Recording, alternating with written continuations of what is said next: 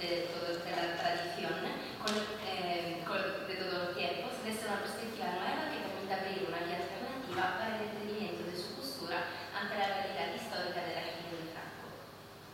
La publicación periódica Regioni e Falangi, revista de Italia y de España, Regiones y Falanges, revista mensual de Italia y de España, se publica entre 1940 y 1943 y constituye un extraordinario caso de colaboración fascista italo-española. Y aunque su innegable carácter probelicista y su claro intento de reforzar y difundir el ideario político totalitario común a través de reportajes encomiásticos, cuenta con colaboraciones de algunos de los escritores más importantes de la época, que también tratan sobre temas totalmente ajenos a la política, como pasa con los artículos azorianos. De hecho, el autor alicantino, que en este momento se encuentra en su etapa más politizada, ya que publica sus artículos en ABC, en L'Equice y en Arriba, colabora con 6 artículos: El viaje a Italia, Las nubes, Serenidad de Bolonia, Tragedias españolas, Aventura en Tarragona y Mar de Levante, sus pescadores. A partir del estudio de los artículos azorianos, se ha destacado que el escritor, a pesar de la fuerte politización tanto de la revista como de otros textos suyos explícitamente propagandísticos, prefiere dedicarse a una escritura que podríamos definir evasiva, intrínsecamente cultural. Esta actitud, si interpretada como una expresión de la voluntad propia del autor, podría reflejar, de acuerdo con la hipótesis avanzada por Iman Fox, un intento de repudiar la realidad, de alejarse de un contexto histórico-social que tanto al comienzo como al final de su carrera le hace sufrir aquella sensación de abatimiento de la que habla en sus páginas más íntimas. El aporte a la crítica preexistente sobre el trabajo de Azorín es presentar una revisión de cómo él no se desliga abiertamente de su restante producción ni de la ideología política que declara, sino que da vida, consciente o inconscientemente, a un pequeño corpus de textos sui generis, capaz de ofrecer nuevas perspectivas hermenéuticas sobre un autor de la tradición que nunca deja de ser fuente de inspiración para la actualidad. Vale, por una cuestión de tiempo y también porque no quiero aburriros, no me voy a detener en el análisis detallado de cada uno de estos artículos, sino que voy a intentar ofrecer una descripción sintética del primero y del último, que a mí me han parecido los más emblemáticos, y dejando la lectura completa de este estudio a la muy próxima edición del volumen Identidad, Totalitarismo y Prensa, que se publicará en la colección Memoria e Identità della Unipa Press de Palermo. Bueno, empezamos con el primer artículo, precisamente Viaje a Italia. Este primer artículo, publicado en 1941, cuenta la vida de un cierto Joaquín Acosta Mora, desde su nacimiento en Alcalá hasta el momento en el que regresa a España después de haber viajado a Italia. En el incipit, el narrador omnisciente nos describe la reunión del protagonista, durante la cual antes su madre y luego su padre se muere, y él es recogido por un pariente lejano, el greco don Fulgencio, el cual, cuando Joaquín ya se ha hecho un hombre, lo manda a Madrid para ayudarle a abrirse camino, y allí lo pone en contacto con un amigo suyo. Es solo después del primer encuentro entre los dos que el narrador nos revela la identidad del misterioso amigo madrileño, el cual se ofrece a prestar ayuda a Joaquín, es decir, Miguel de Cervantes. El cuento sigue con las visitas diarias a la casa del escritor, donde el joven protagonista se queda seducido por los cuentos del gran artista, del cual ya había leído mucho, y que evoca continuamente sus viajes increíbles a Italia. Es por esta razón que de repente las visitas postmeridianas se interrumpen sin que el anciano escritor sepa el porqué, y entre tanto el narrador nos informa de que Joaquín se ha ido a Italia y ya la recorre toda, pasando precisamente por los lugares de los cuales Cervantes le había hablado con entusiasmo: Roma, Milán, Florencia, Génova. Cuando Joaquín vuelve a Madrid, lo primero que hace es irse a la casa de su amigo para contarle cuanto ha visto en Italia, pero una vez llegado allí descubre que Cervantes se ha muerto y que nunca le podrá dar su despedida. El cuento se concluye con un paréntesis en el cual se describe al autor narrador del cuento, es decir, al mismo Azorín, en el acto de abrir una antigua edición de los himnos sacros de Alessandro Manzoni para dedicarle a Cervantes su último saludo, confiando así de alguna manera en la resurrección. En primer lugar, lo que parece fundamental en el artículo es la referencia a la escritura como medio catártico de sobrevivencia y a los clásicos, Cervantes in primis, como ejemplo paradigmático al cual mirar y como base imprescindible para toda formación humanística. Las lecturas de clásicos para el autor no solo son esenciales para la educación de un hombre de cultura, sino que tienen un poder eternizador, excelente en las últimas líneas del artículo, capaz de poner en contacto de alguna manera el mundo de los muertos y el de los vivos. Además, el protagonista del cuento, Joaquín Zamora, aunque o precisamente en cuanto desconocido en el mundo literario, es un verdadero escritor, y estoy citando a Zorin, ya que escribe en su soledad desde su primera niñez, a pesar de la presencia constante de la muerte en su vida. En concreto, vida, escritura, muerte parece ser el paradigma primordial de este artículo, pero sin que sea considerada esta como una secuencia lógica de orden temporal, sino mejor como una órbita circular, compuesta por elementos concatenados e interdependientes. También el viaje, otro protagonista indiscutido del cuento, ya que aparece no solo en el título, sino también en las memorias del viejo Cervantes, así como en la experiencia del joven Joaquín, se inserta en este paradigma fundamental. De hecho, igual que escribir, también viajar implica desmontar, arreglar, volver a combinar, de vez en cuando perdiéndose en callejas, bloqueándose frente a falsas puertas. E igual que ser un escritor verdadero, también ser un viajero de verdad significa viajar a solas, así como se vive y se muere a solas. Vivir, viajar, escribir, morir, descubrir el paisaje como un pasaje a la muerte y gracias a la escritura y a la lectura de los clásicos como una vuelta a la vida. Viajes, paisajes, regreso a casa, tánatos y por fin necesidad de lecturas y de una escritura capaces de eternizar la existencia son los temas cardinales de los artículos artorinianos contenidos en Legiones y Falanges. El viaje del protagonista, así como los viajes de Antorín a lo largo de toda su vida y así como el viaje en abstracto, siempre nos conduce a casa. Y cito a Cavafis, el cual dice: ten siempre a Ítaca en tu mente, llegar allí es tu destino. El viaje más fascinante es precisamente el regreso y conocer es muy a menudo reconocer. Esto es el viaje propuesto por Artorín, el viaje como llave de casa y como su descodificación. Ahora vamos directamente al último artículo publicado en marzo de 1943 por Artorín, Mar de Levante y sus pescadores, que es, junto a las nubes, el menos prolijo y el más poético de todos. Protagonista de la historia es un hombre perdidamente enamorado del mar. Este hombre, al comienzo descrito en su casa de montaña, se va trasladando entre pueblos diferentes para acercarse cada vez más al mar, hasta comprar un esquife y hacerse pescador. Es así que, respetado por todos, cada mañana sale a pescar, pero en realidad sin querer que los peces caigan en su red, y a leer poesías ya que la lectura es su segunda amor. Su deseo más grande es, pescar algo que nunca nadie había pescado, y un día le acontece que, a retirar la red, ha abierto un peso y descubre haber pescado una sirena. Lo raro es que él no experimenta sorpresa, sino parece esperarla. Desafortunadamente, cuando los dos se acercan a la orilla, de repente ella desaparece.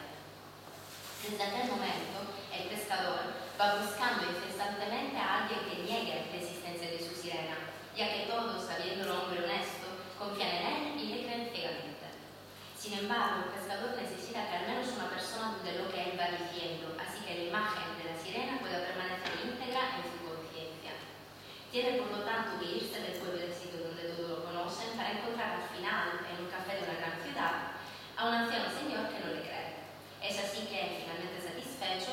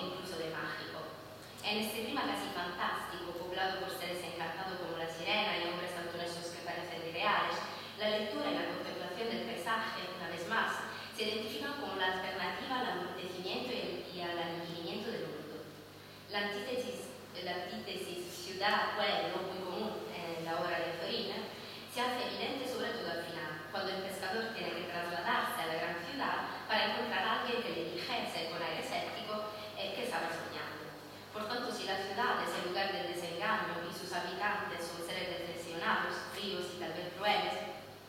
El pueblo es el lugar de las ilusiones, de la pureza del alma, de la integridad moral. Mar de Levante y sus pescadores nos muestra que, en el imaginario de Azorín, en su vida como en su obra, Isidoro Collado Gómez, la ciudad es tumulto, es el estrépito, la veleidad, la vida superficial e ignorante. La ciudad es vanidad y caída, y solo los pueblos rescatarán lo que de inmutable tiene vida. Los pueblos siempre remitan a lo primitivo, al origen, a la infancia, al retorno. Son esa luz latente y oculta en la noche de las ciudades a la que un día se ha de volver. Final de cita. El amor por dominio, por esos pueblos encargados de rescatar al hombre y aún la contemplación del mar y de las nubes, se confirman como uno de los pocos medios válidos de salvación para salir del infierno de la vida. Y ahora, pasando a las conclusiones, podemos decir que el camino de Azorín, tras la progresiva acumulación de decepciones y de fracasos, le causa, como afirma Cabret, y cito, una lucha interior angustiosa, un ir y venir de la duda a la fe. Final de cita. Como el personaje de sus memorias, en su juventud fue quieto, en su vejez fue sosegado, en su juventud quiso singularizarse y en su vejez quiso pasar inadvertido. La razón por la cual, como sabemos, los primeros años de la ideología anarquista serán progresivamente olvidados o por lo menos apurados en favor de un conservadurismo tradicional es que, como el mismo autor confiesa, y cito textualmente, todo cambia en la vida. Nada hay más contradictorio que la vida. A los 20 años, en plena ardorosa mocedad, pensamos de una manera. Pensamos de otra manera cuando la edad ha ido transcurriendo y los entusiasmos se han ido enfriando. La experiencia del mundo enseña mucho. Una ilusión que se realiza es un cambio que se opera en nuestra manera de ser. La ingenuidad no resiste al tiempo. La experiencia se va formando lentamente de desengaños. Azorín fue, sin duda alguna, un intelectual contradictorio. Por eso Díaz Playa sostiene que se debe hablar no de un Azorín, sino más bien de 100 Azorines, como si se tratara de un personaje pirandelliano que lo busca todo, lo quiere todo y todo lo niega. Pues bien, es probable que después de haber sufrido el enorme desencanto producido por el anarquismo revolucionario juvenil para resistir al nihilismo paralizante y crearse una opción humana y ideológica a una vida diversamente sin salida, Azorín sienta la necesidad de renovarse, de renovar al mismo tiempo su obra y su persona.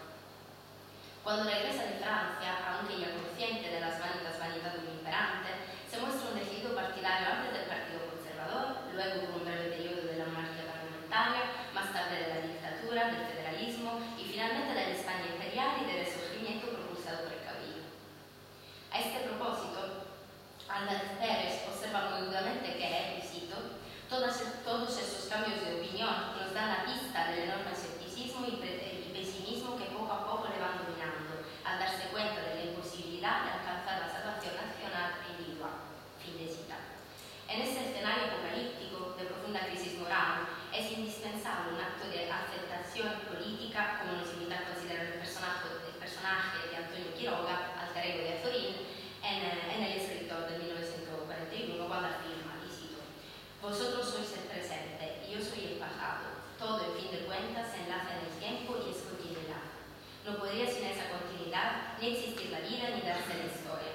Sin embargo, lo que sorprende y hace de Azorín el gran maestro que todos conocemos es que el desencanto empieza a anidar en su corazón hasta convertirse en un creador puro. La desilusión totalizadora del hombre aniquilado sí destruye, pero también reconstruye de los escombros y a la misma manera los valores azorinianos, aquellos honestos y límpidos de su juventud, vuelven a la vida como el ave fénix. El hombre para triunfar debe sobreponerse, y cito otra vez a Azorín, el cual nos dice que los hombres se afanan vanamente en sus pensamientos y en sus luchas. Habla con Sarriol, le dice, yo creo que lo más cuerdo es remontarse sobre todas esas miserables cosas que exasperan a la humanidad. Soríamos a todos, hagamos un esfuerzo, querido Sarriol, y sobrepongámonos a estas luchas. Y sobreponerse quiere decir ponerse por encima de algo, o poner una ligera resistencia que impida al sujeto ser arrastrado por la corriente creciente del nihilismo. La catarsis y la regeneración son posibles y residen en la escritura, en la lectura de los clásicos, en la sonrisa que será la vida, en la atención para los detalles, para el paisaje y para la historia nacional.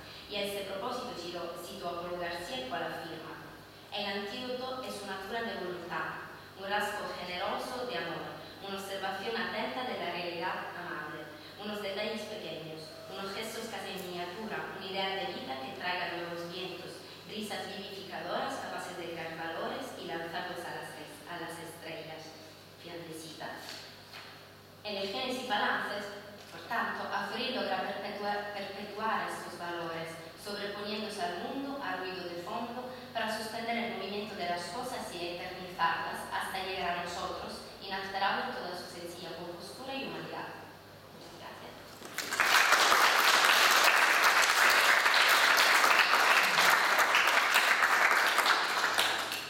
Muchas gracias, Sandra.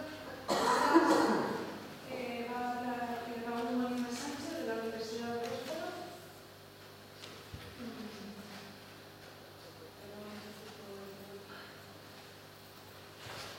Con la comunicación titulada Las anotaciones de Azorín a la obra de Saavedra Fajardo.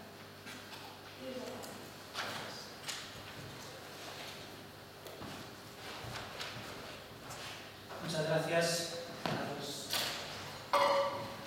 a los organizadores del Congreso por permitirme estar aquí. Tengo que decir también que esta investigación que voy a presentar ha sido posible gracias al apoyo del proyecto del Ministerio de Educación, Diego de Saavedra Fajardo y las corrientes intelectuales del humanismo.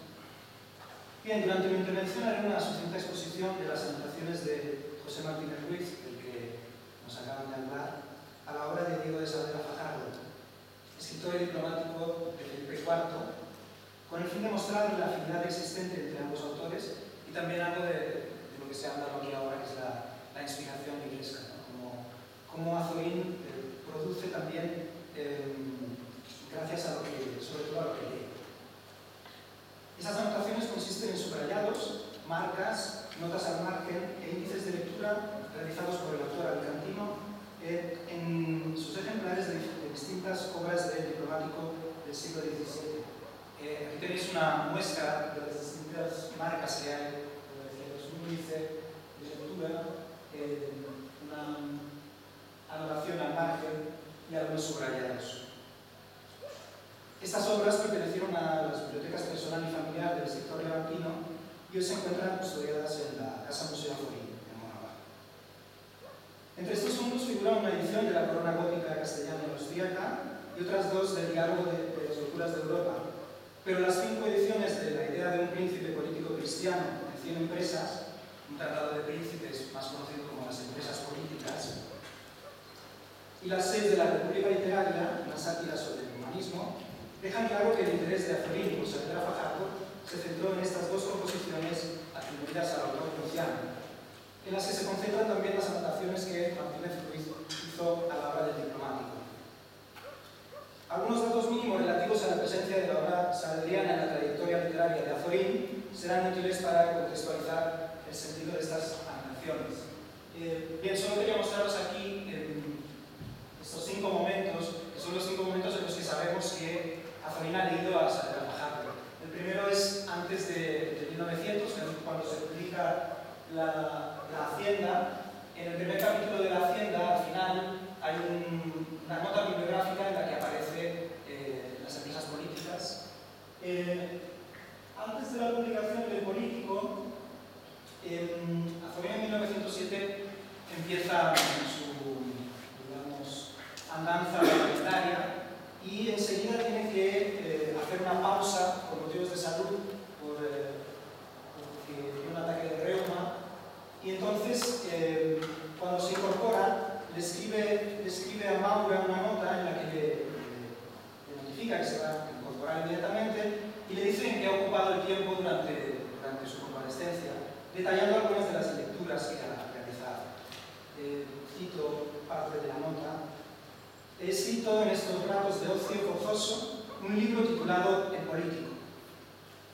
No es más que una condensación de la rutina de nuestros castizos y viejos tratadistas de política. Gracián, Saavedra Fajardo, Guevara, etc. Recordemos que Azorín dedica un capítulo en El Político a Saavedra Fajardo. Los otros periodos son los periodos de mayor interés de Azorín por Saavedra Fajardo, 1912-16, 21-22, 43 y 46, es el momento en el que él escribe la mayoría de todos sus artículos que están centrados, tienen como figuras centradas a Andrea Fajardo. Son un total de 25 artículos. Bien, después de esta pequeña contextualización, puedo volver al tema central de esta comunicación, las anotaciones de Azorín a la obra saleriana, que, como ya he apuntado anteriormente, se concentran en los ejemplares de las empresas políticas y la República Literaria. En lo que respecta al Tratado de Príncipes, el autor de Monóvar tomó apuntes en dos de las ediciones conservadas de la Casa Museo, la de Benito Cano, publicada en 1789, y la de la imprenta García, publicada en 1819. Ambas ediciones constan de 3 volúmenes y se da la particularidad que el volumen tercero, la edición de Benito Cano, está duplicado. Todos los ejemplares, todos contienen notas. Os he puesto solamente aquí, lo de arriba es la edición de Benito Cano. Durante la charla a veces me voy a referir a ella como EB1 y EB2. EB1 serían la edición completa, una colección que tiene volumen 1, 2 y 3, y EB2 es esta copia del tercer volumen, solo tiene tercero. La otra edición es la de García, 1819, y lo otro son las ediciones de la República Literaria en las que hay anotaciones. Son 6 las ediciones que tiene, aunque de García y de la lectura hay copias también. En la edición de la lectura, en la copia de la lectura no hay anotaciones, por eso no la he incluido aquí. No podría hablar con detalle de todas las anotaciones en el tiempo de que dispongo, por eso me centraré en las realizadas en las empresas políticas y citaré solo algunos casos de notas en los que la República Literaria no sea solo relevante. El primer aspecto que llama la atención de cualquier lector que se acerque a estos ejemplares es la variedad de colores en que se realizan los apuntes. Las distintas marcas y notas de lápiz se realizan normalmente en color rojo, pero también esporádicamente en azul, marrón y más raramente en verde. Cada uno de estos trazos se relaciona con distintas lecturas. Aquí tenéis unos ejemplos de los trazos que realiza Azorín. Cada uno de estos trazos no se corresponde con la temática, son solamente momentos distintos, lecturas distintas que realiza Azorín. Además, según relata Jorge Campos en el libro Conversaciones con Azorín, las notas que el autor tomaba primero en lápiz las toma a partir de un momento en bolígrafo. Y en efecto observaremos después que hay muchas notas en tinta, sea de pluma o de boli. El estudio de las notas nos permite certificar el uso mayoritario de los lápices de colores en un primer momento y el predominio de las anotaciones en tinta a partir de los años 20, que es algo que demostraré después. La observación de estos trazos no nos permite, sin embargo, encontrar una lógica a esta variación. Nos permite encontrar una lógica, quería decir. Nos permite encontrar una lógica a esta variación en la manera de registrar las impresiones de lectura. Vamos a verlo.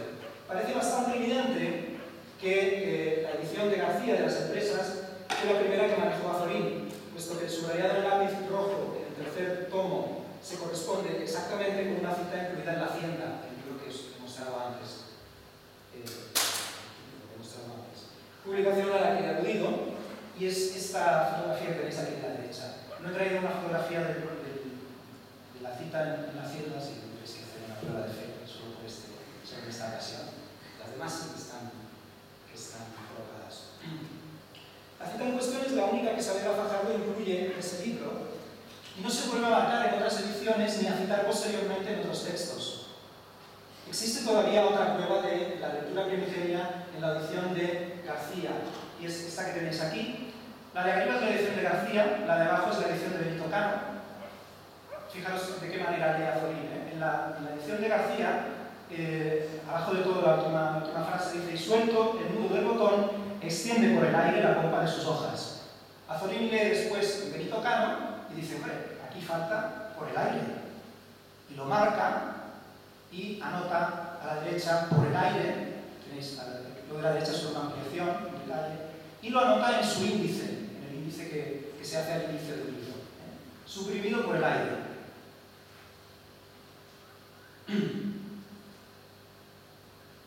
Esto evidencia, por lo tanto, que Azorín leyó antes las empresas en la edición de García. Todo parece indicar que en este volumen se produjo también la lectura previa a la redacción del Político, puesto que los fragmentos aquí subrayados coinciden con los citados en el libro y también, por la misma razón, la que precedió al primer bloque de artículos. He traído una cita del Político, donde podéis observar la cita que pone Azorín, de donde se infiere cuán impío y feroz es la tercera línea que está por abajo. Es el intento de Maquiavelo, reforma, bla, bla, bla. Y veis en la edición de García subrayado este pasaje y también con una marca lateral. Resulta plausible, por tanto, que los de García fueron los primeros libros de Saavedra Fajardo en los que Azorín plasmó sus notas. Volvamos a la cuestión del paso del lápiz a la tinta, que he dicho que tenía una cierta lógica. La observación de estos ejemplares, los de García, nos revela que una característica destacable, y es que este volumen de las ediciones, estos volúmenes de las ediciones de García apenas contienen anotaciones, solamente subrayados. Entonces, parecería lógico que el lápiz pueda ser el instrumento más adecuado para este tipo de trazos y explicaría su uso en un primer momento, pero su progresivo abandono a medida que las anotaciones escritas se hacen más necesarias y se generalizaban. Bueno, esto es una hipótesis mía, pero a pesar de todo creo que tiene cierta lógica. Las anotaciones a posteriores lecturas se habían producido ya en los ejemplares de la edición de Benito Cano. Para no perder la información registrada en la de García, todas las notas que le había tomado en la edición de García, sin embargo, Azorín, y esto también es una conjetura mía, habría sintetizado las principales ideas del primer volumen en un índice en tinta azul que posteriormente copió al ejemplar de Benito Cano. Es decir, él tiene las ediciones de García, las ha anotado. Suponemos que porque quiere hacer otras anotaciones, no tiene más espacio, lo que hace es hacerse un índice de lo más relevante, se lo hace al inicio, a la izquierda tenéis el índice que tiene en García, en la edición de García, y después lo que hace es copiar ese índice a la edición de Benito Cano. Además, en la edición de Benito Cano también lo que hace, cuando relee las empresas en García, es los subrayados que ha realizado en García, y esta foto que tenéis abajo, a la derecha, cuando lo pasa a sus ejemplares de Benito Cano, escribe con unas pequeñas palabras claves que le dicen de qué va esta cita. Bien.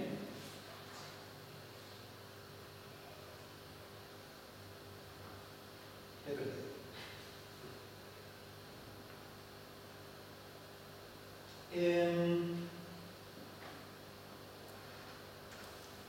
Sí, las anotaciones a posteriores lecturas, están aquí.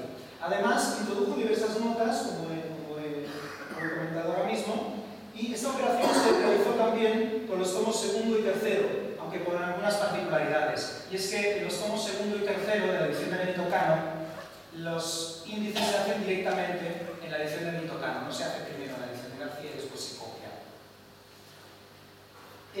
Además se escribieron, en el caso del volumen tercero, se escribieron en las dos copias. Os he dicho antes que existían dos copias del volumen tercero, la de EB1 y la de EB2, que solo tiene el volumen tercero. En una de ellas, en la de EB1, solo se transcribe el índice, no las notas. Y en la otra la transcripción se realizó en la segunda página, porque la primera ya estaba emborronada, es decir, había citas anteriores.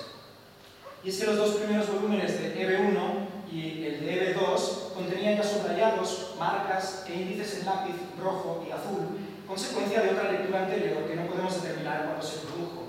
Aquí tenéis las anotaciones anteriores que ya existían antes de que en los años 20 haga este cambio de instrumento. Había hecho ya algunas anotaciones que yo no he podido saber, no he podido relacionar con ninguna de estas épocas. Además, en el caso de los índices del volumen tercero, las entradas revelan una lectura selectiva, mientras que las del tomo 1 y 2 revelan una lectura lineal. Esto me parece interesante porque resulta que cuando Azorín relee el tomo 1 y el tomo 2, lo hace como de cabo a rabo. Y entonces las anotaciones que toma las páginas son correlativas. Sin embargo, en el tercero parece que hace una lectura selectiva, es decir, que lee fragmentos, no lee de arriba abajo. Consecuencia de eso son los índices que tenemos aquí. Todo parece indicar que este traslado de anotaciones se produjo a principios de los años 20, como decía, durante la lectura previa a la publicación del segundo bloque de artículos, puesto que es el primer momento en el que encontramos marcados en tinta, en la edición de Benito Cano, los pasajes que se citarán en los artículos periodísticos a partir de ese momento. Siempre hemos tenido que ir a buscar los subrayados y las notas a la edición de García, es decir, cuando había una cita en un artículo de Azorín, teníamos que ir a la edición de García para ver el subrayado. Esta es la primera vez en los artículos de la segunda época en las que las marcas y los subrayados están en Benito Cano, por lo tanto significa que se ha producido ese trasvase. Es por lo tanto cuando podemos certificar que Azorín empieza a usar instrumentos de tinta, sea pluma primero y bolígrafo después, para anotar la obra saavedriana. Eso no nos permite establecer una datación a partir de estos trazos, porque Azorín no abandona el uso del lápiz, sino que lo sigue utilizando cuando solo desea subrayar. Por ejemplo, la edición de 1922 de la República Literaria está solamente subrayada, se subraya con lápiz rojo. Se preguntarán ustedes, pues, para qué saco a colación todo este embrollo de notas, marcas, índices y colores, si a fin de cuentas, ya he comentado por lo menos 2 veces, que no es posible establecer una relación cronológica precisa entre los distintos trazos y las fechas en que se realizan. Pero es que lo que sí nos permite afirmar con rotundidad su análisis son las múltiples lecturas que Azorín realiza de la obra de Saavedra Fajardo. Por lo menos 4 en la edición de García. La que hemos dicho de la Hacienda, antes del Político, antes de la redacción de los artículos del primer bloque y cuando hace el trasvase de datos. Además hemos visto que los volúmenes de esta edición de Benito Cano registraban ya apuntes de lecturas anteriores. Aquí tenéis una imagen de una anotación que es muy relevante, porque aquí podemos ver por lo menos 4 lecturas superpuestas. Se había escrito primero Guerras Carlos V en rojo, aunque no se puede ver, porque luego se ha escrito encima en azul. Sabemos que se ha escrito encima en azul porque el trazo que hay en rojo, que rodea esta expresión, está en azul, en lápiz azul. Por lo tanto, se supone que fue primero en rojo, después en azul. Luego está el trasvase de información. Fijaros que Azorín ha aprovechado Guerras de Carlos V para relacionar un tema que estaba en el índice, España naval, y entonces ha puesto el número de página que le correspondía. Y luego en boli ha repasado otra vez Guerras Carlos V porque el lápiz se borra. Suponemos que también es otro de los motivos por los que deja de usar el lápiz cuando tiene que tomar notas. Algunas de estas lecturas que vemos aquí tendrá que corresponderse también con la última etapa de artículos, porque también vemos correspondencias entre las anotaciones que se toman aquí y las citas que se dan en los artículos. En conclusión, el estudio de las anotaciones que acabo de presentar da fe de la lectura continuada y atenta que Azorín hizo de la obra de Saavedra Fajardo. Además, nos demuestra que se realizaron distintos tipos de lectura, como he dicho, pues la lineal y la temática o selectiva, y prueba la predilección del autor por las empresas políticas. He dicho que hay muchas más notas, anotaciones en las empresas políticas que en la República Literaria.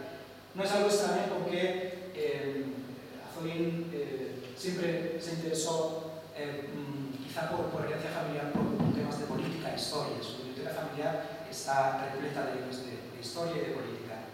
Pero sobre todo nos muestra la metodología de Azorín, crítico literario, defensor de la revisitación y el examen constante de las obras desde sus primeros años de actividad intelectual, que es también la metodología del autor de inspiración libresca, en quien esas lecturas son la condición necesaria y muchas veces suficiente para la producción de nuevos textos.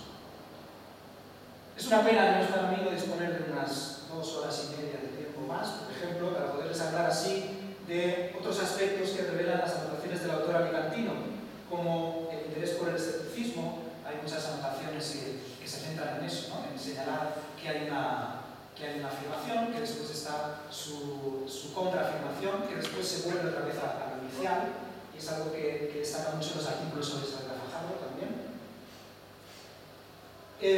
También el interés por el maquiavelismo o la defensa de la superioridad de las empresas políticas respecto a la república literaria frente a opiniones contrarias como las de estudiosos de la talla de Menéndez y Pelayo, y mostrando una indignación intelectual y una ira considerables. Se enfadó muchísimo con Menéndez y Pelayo porque decía que las empresas políticas no estaban compuestas, es decir, que estaban como desordenadas, que no tenían un orden.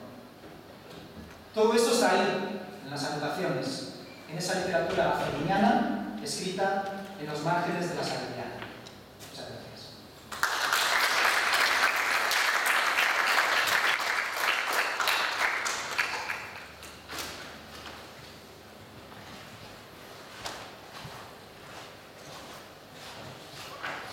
Muchas gracias, Raúl, por tu intervención.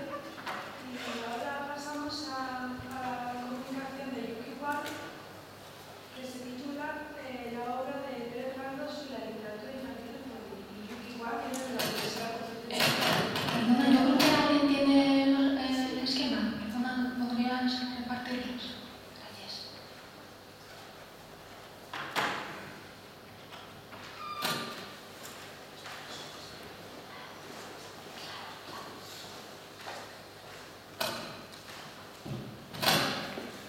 Muy buenos días a todos. En primer lugar, quería agradecer a los organizadores del comité por darnos este espacio de intercambio de ideas y conocimientos. El título, bueno, actualmente estoy haciendo una tesis sobre la infancia y la docencia en la obra de Pérez Galdós. El título de mi comunicación de hoy es la obra de Galdós y la literatura infantil y juvenil.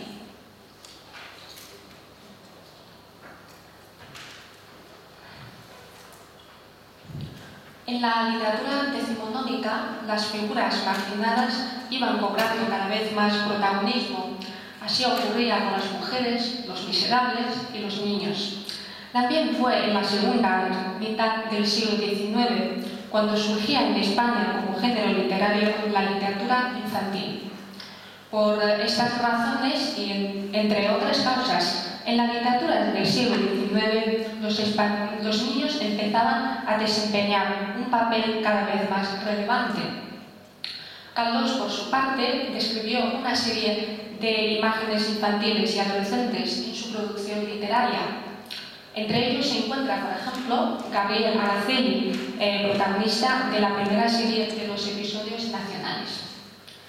En un número especial de la revista Ínsula de 1952, en conmemoración al centenario del nacimiento de Pérez Galdós, Vicente Alexandre declaraba que empezó su historia como lector con las obras galdosianas y concretamente con sus episodios nacionales.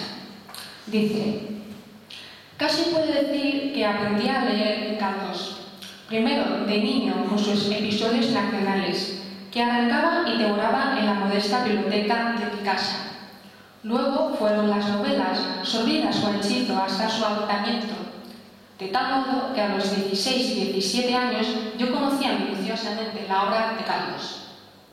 Otro poeta del 27 es Luis Cernuda, con su poema Bien está que fuera tu tierra, rinde un homenaje a los episodios nacionales.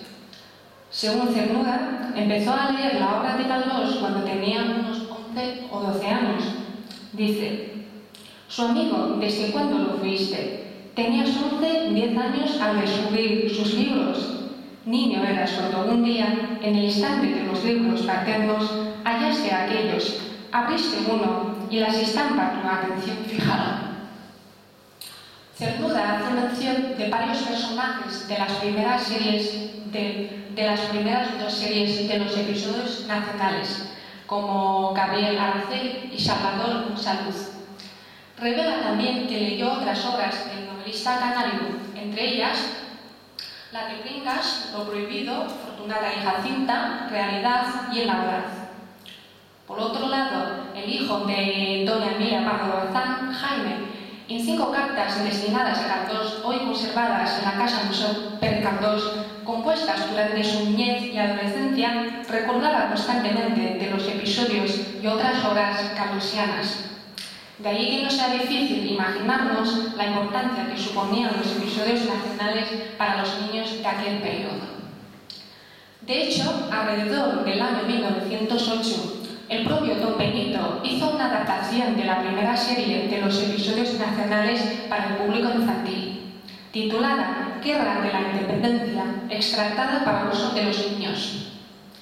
Según Alberto Navarro González, este libro fue muy bien acogido, pues, cito, tuvo singular éxito y difusión y fue leído y releído apasionadamente por millares y millares de niños y adolescentes españoles. La obra comienza con unas líneas dedicadas a sus pequeños lectores. Dice: me permitiréis, amados niños, que antes de referiros los grandes sucesos de que fui testigo, diga pocas palabras de mi infancia, explicando por qué extraños caminos me llevaron los azares de la vida a presenciar la terrible acción de Trafalgar. En el segundo episodio, La corte de Carlos IV, hablando de Inés, joven costurera, de quien se enamora Gabriel Araceli, el narrador confirma de nuevo a sus lectores que esta historia no es un cuento de hadas, pero sí contiene, dice, las formas más candorosas y sencillas de la literatura infantil. Cito: familiarizados estáis con los cuentos de hadas y gustáis de ellos aún sabiendo que son mentira, pues el mío no lo es, aunque lo parezca. No lo es, aunque en su contextura veáis las formas más candorosas y sencillas de la literatura infantil. En la versión adaptada para los niños resultan suprimidos 3 de los 10 episodios: La corte de Carlos IV, Napoleón Chamartín y Juan Martín el Empecinado. Tenéis en el esquema una tabla que se expone el número de los capítulos de estas dos ediciones.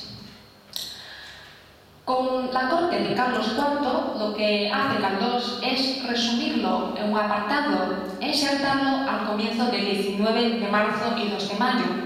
Para Napoleón Chamartín se emplea un método muy parecido, eso es, reducir la historia y situarla en el último capítulo de Byron, para que enlace directamente con el siguiente episodio de Zaragoza. Alberto Navarro, opinando sobre la razón por la que Caldós prescindió de los 3 episodios para la edición infantil, plantea que se debe a que en ellos, dice, el heroísmo más bravo y generoso se mezclaba con la más despiadada crueldad. Efectivamente, Juan Martín el Empecinado, y que se narran las aventuras de Gabriel Araceli entre los guerrilleros, presentan algunas escenas y pasajes con cierto matiz de crueldad, como el saqueo del pueblo por los guerrilleros, el fusilamiento de los desobedientes. El argumento se enfoca más en las intrigas que en los conflictos internos del ejército del empecinado. Por otro lado, también se hallan menos escenas bélicas comparándose con otros episodios como Trafalgar y Zaragoza. Como se puede observar en esta tabla, Trafalgar y Zaragoza son los dos que ocupan más espacio dentro del conjunto de los 10 episodios. Alfonso Armas y Sebastián de la Nuez, en el prólogo de una edición de 1973 de los episodios nacionales para niños, mantiene que en estas batallas suponen la, dice, culminación de la resistencia trágica y del heroísmo nacional vencido, constituyendo así ejemplo de los ideales patrióticos más altos y sublimes. María Fraga Fernández Cuevas, en su estudio, admite igualmente que, cito, la intención del autor parece evidente, ya que otorga clara preferencia al hecho militar, incluyéndose por otra parte en el texto infantil todos los detalles técnicos de la batalla. Es interesante notar que en la edición para los niños, el lenguaje utilizado por el narrador al explicar los hechos históricos tiende a ser el de un padre o un maestro que cuenta relatos a sus hijos o alumnos. En un pasaje del mismo Trafalgar, por ejemplo, se explaya la relación existente entre los países participantes de la guerra. Dice: debo advertiros para que os vayáis enterando que en aquellos días éramos aliados de Napoleón y con él y sus navales fuerzas combatimos contra la enemiga común, Inglaterra. La escuadra combinada de navíos españoles y franceses la mandaba el almirante francés. Aprended estos nombres: Hacéos cargo del lugar que ocupa en la historia de la humanidad y ligados a las personas comprenderéis mejor los hechos. Para llevar a cabo esta adaptación, Caldós a veces se resumen los episodios en un párrafo reducido, en otros casos se elimina el episodio entero, como lo que hizo con Juan Martín el Empecinado. También disminuye o suprime algunos pasajes o personajes secundarios del texto original. Las descripciones en torno a la fisonomía de los personajes y el paisaje ambiental en la edición para niños, por ejemplo, también son más reducidas. Además, se encuentran menos conversaciones, mientras que ocupa más espacio la narración directa, con un hilo conductor más claro y sencillo, así como un tono más cercano de los pequeños lectores. La edición elaborada para el público infantil asume mejor la tarea de instrucción y ejemplificación para los niños. En 1948, la hija del escritor María Pérez Caldós Gobián realizó una breve adaptación ilustrada de la primera serie de los episodios nacionales, titulada Episodios nacionales por Benito Pérez Caldós, narrados a los niños por su hija doña María Pérez Caldós. Pues aquí tengo un ejemplar.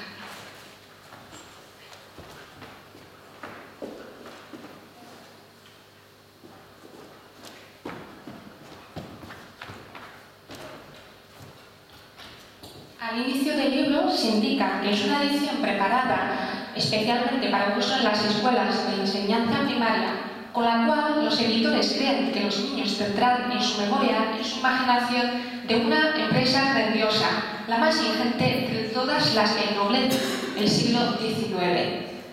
Según los editores, para realizar esta adaptación se habían escogido las páginas más interesantes de cada uno de los episodios de dicha primera serie y ordenarlos todo lo más pedagógicamente posible. La edición en realidad parece un compendio de fragmentos de los 10 tomos. De esta manera se obtiene un volumen de 147 páginas. Lamentablemente, esta adaptación no ha recibido observación muy positiva por los críticos. Para las profesoras Sotomayor